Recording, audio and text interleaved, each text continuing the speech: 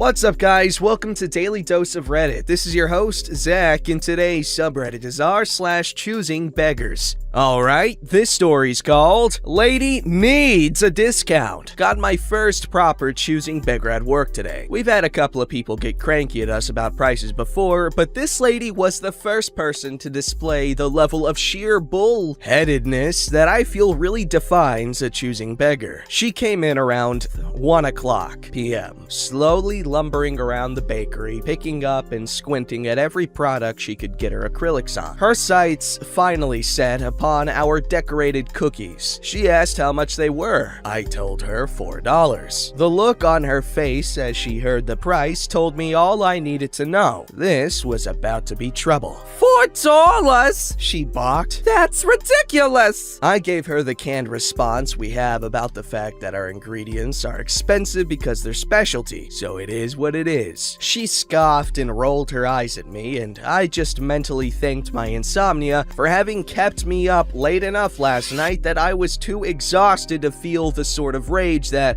crap would have set off, usually. She scoured through the cookie display, digging about in scornful silence, before suddenly her eyes lit up, and she seized a single cookie from the back of the display, strutting up to the counter triumphantly and smacking it down before me. This cookie is broken, she proclaimed, and she was right. There was a big crack running right through the middle of it. Not a big deal. It happens sometimes. Oh, sorry about that, I said, not actually sorry. I can get you another one. No! She barked, cutting me off. I want this one, she said, pointing at the broken cookie the way one would point at something they're trying to show a toddler. Okay then, I replied, and by this point, I had a sneaking suspicion that I already knew exactly where this was going. But I pressed anyways, and there was nothing else to be done. That will be $4. She stared at me for a moment, her eyes narrowing before she pointed at the cookie again. I said I want this one, she repeated, even slower this time, really laying on thick the fact that she clearly thought I was some degree of stupid. Yes, I know, I said, because what the hell else was I gonna say? But this one is broken, she stressed, raising an eyebrow at me. As I said, I can get you another one if you want. One that isn't broken, I replied, a bit of anger finally starting to break through the dull haze that exhaustion had put me under. And I said I wanted this one, she said, clearly getting frustrated. That makes two of us, woman. Alright, that'll be $4. You can put your cart. She freaking cut me off again. I'm not paying $4 for a broken cookie, she snapped. Okay, then I'll get you a different one, I droned. I knew damn well what she was getting at, but I wasn't about to make it easy on her. No, she yelled, kind of getting up in my face at this point. I want this cookie. She jabbed it so hard she would have made another crack if one hadn't been there already. Okay, I said flatly. I can take your card whenever you're ready. How much are you taking off? She demanded. By this point, I'd had more than enough of her, and since playing dumb was really the only weapon I had at my disposal that wouldn't have gotten me fired, I decided to continue using it. I'm sorry? I asked, pretending to be confused. Oh,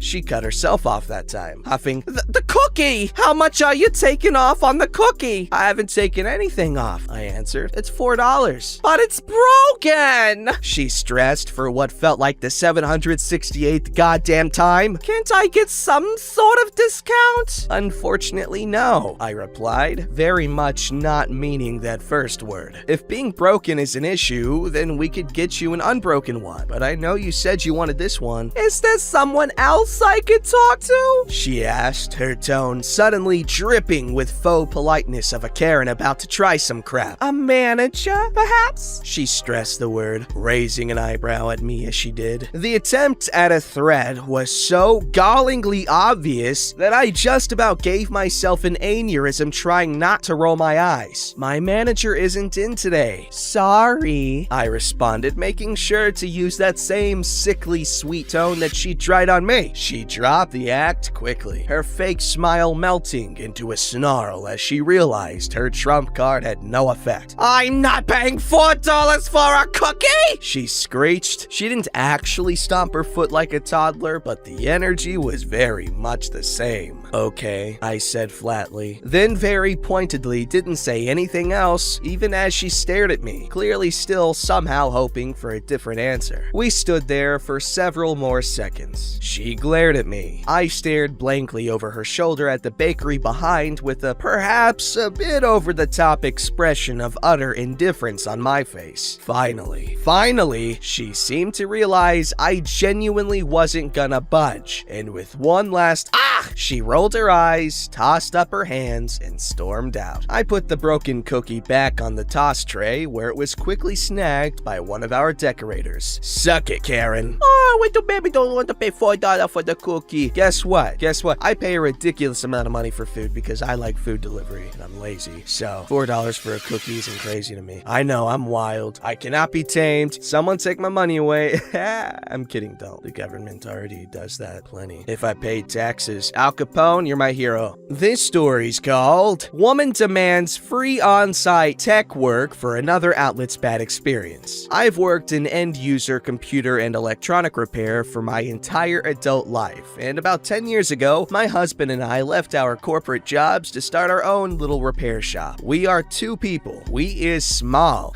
A woman calls. I'm going to call her Mary. She's never been a customer of ours before and wants to know if we give free diagnostics. I tell her we do, and she wants to know how soon we could diagnose her computer that's running slow. This was Wednesday, mid-afternoon, and we have about 3 hours left until closing. I told her it'd probably be tomorrow, with so many people working with home and home educating right now. Our workload is very heavy, and it's difficult to guarantee a turnaround time. Tech support and electronic repair is crazy right now. It's important. If I give you my address, you can stop by after you close. I'm sorry, we don't have enough on staff to do on-site work at this time. What do you mean? I explained that there are only 2 employees here, and we can only do repairs in our office space. She has to bring it in. Side note, I have been a paraplegic due to a spinal injury since I was 13. I don't mention this because it's not an issue for my line of work. In my office, I will not show up to someone's house that just has 3 stairs. It's a service we do not offer. That being one of the reasons. What about my printers? I have a very old laser jet printer,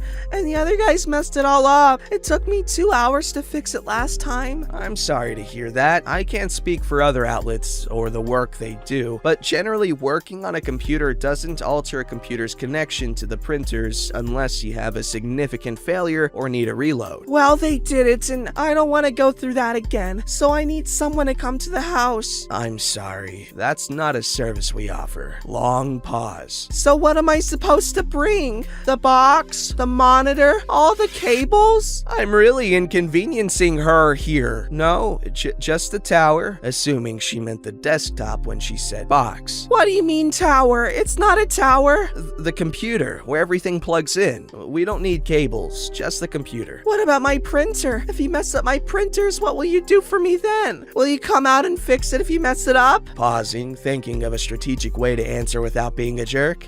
I wouldn't have a solution for that. We do not do on-site work. Perhaps another outlet has a better solution for you? But they don't do it for free. Our diagnostics are free. We can give an estimate, but ultimately the cost of fix depends on the problem. But you won't know the problem if you don't look at it. No, I don't. Well, then how long does it take? We currently have about a 1-day turnaround time. What? I have to leave it here? We are at capacity. I don't have any open spots on the bench. Then come to my house. No. Then I went awkwardly silent. I was just gonna let her mentally blue screen for a while until her tantrum ended. Thursday, she pulls up in the handicap spot and calls to ask for someone to get the computer out of her vehicle. And I roll my little stoic ass out in a wheelchair and haul this big ass steel K-Stel out of her truck. It's Windows XP. She has hard drive failure. There's pretty much no support for anything her equipment's age, and she has no backups. I referred her to Drive Savers in California. We're in Ohio. Ha! It sounds like fun. That was really cool. OP and her husband left their corporate jobs to start a mom and pop, literally a mom and pop shop, repair shop. That's really cool and admirable and beautiful. This story story's called Our Free Holiday Gift Packages Weren't Good Enough. As we approach the holiday season, I remember a choosy beggar experience that I want to share for my first post here. Tilde at the bottom. Sorry, type this in my phone. My parents had me in a lot of activities they thought would teach me valuable life lessons and skills. I was in team sports, church groups, and Boy Scouts. If you don't know, Boy Scouts is a social group for boys focused around outdoor activities like camping and hiking, as well as community service and self-improvement. Every holiday season, our Boy Scout group would sponsor a holiday food and gift drive for underprivileged families in the local community. We allowed any family to sign up that felt they could not afford to provide gifts or a meal to their families during the holidays. We would spend 2 months gathering donations of non-perishable food items and toys and gifts, and even received larger donations of turkeys and Christmas trees from local vendors. A week before the Christmas holiday, our Boy Scout group would get together with our own families and wrap the gifts and create custom care packages for each family on our list based on how many people and the age groups and genders of the children. We would then drive around the city and hand deliver these free holiday gift packages of a big bag of personalized wrapped gifts, a full holiday dinner, a week of groceries, and a Christmas tree. We were supposed to learn valuable lessons about giving and sacrifice. After only a few seasons, we had to stop doing it. While there were always a few families that really appreciated us and wouldn't have had a holiday without us, the large majority of the families that signed up for this were rude and ungrateful. Most houses we arrived at had a couple of cars parked in the driveway that were nicer than what we arrived in. When we got to the door, we were invited into living rooms already filled with tons of wrapped gifts surrounding a giant Christmas tree. They would scoff at the free 6-foot tree we brought and usually tell us to just leave it in the yard or often just take it away since it wasn't big enough. They'd complain about the type and amount of free groceries we delivered to their home for free. They'd complain about the actual size of the wrapped gifts we brought. We often went back to our vehicles with the entire free packages that the family signed up to receive because it wasn't what they wanted. The size of our group only allowed for us to help about 50 families a year, so every one of these Choosing Beggars family took the opportunity away from someone that really needed it. They tried to reform the sign-up process, but we ended up having to scrap the program due to abuse that couldn't be stopped. The lesson learned at that impressionable young age was that people can really be buttholes sometimes. I agree, that sucks. See, that was a really heartwarming story, and I was really happy until, the choosing beggariness shone through. I appreciate what you guys did, because Christmas is a beautiful thing. This story's called, He Was $25 Short on an Agreed Price. Got mad I wouldn't lower my price. It wasn't the brand he was looking for. I, 18 female, am moving out in a few days, and am listing stuff to get rid of for a few quick bucks. I was selling a bike on Facebook Marketplace. It's basically new and was only ridden a few times. It has a matching bike helmet and a portable bike pump. It was a gift. The bike alone is $170, not including the helmet or pump, which were like 20 bucks each. I listed it on Marketplace and in a few local buy-sell trade groups for $100, including the helmet and pump. Someone messaged me a few hours later.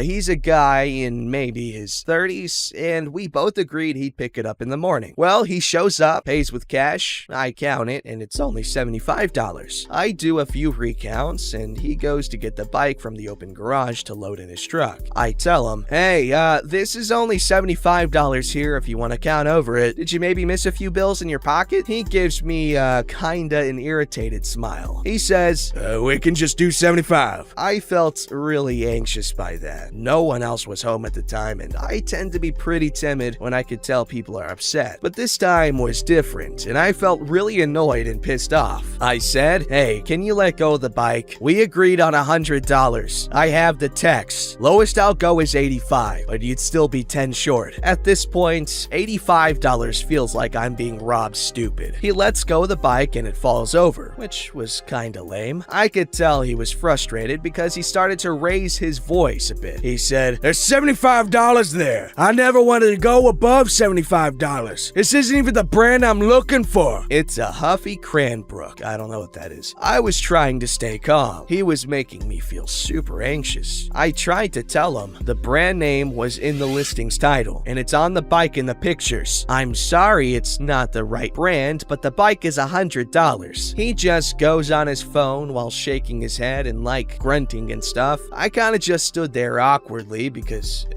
I didn't know what to do. He shows me a picture on his phone of a bike. It's not even close to what I have. The bike I have is a boardwalk cruiser. He's showing me a mountain bike or some kind of BMX bike. I kinda stood there like, I gave him his money back. He thanked me for wasting his time before he left, and that was it. My first experience on Facebook Marketplace, and a real weird one. That's when you should have just given him $50 back. If he wants to withhold 25, you can withhold 25. And the money you steal from him, or no, take from him, would be, for him wasting your time, which he did, not you. Don't forget to like, subscribe, and hit that bell to never miss an episode.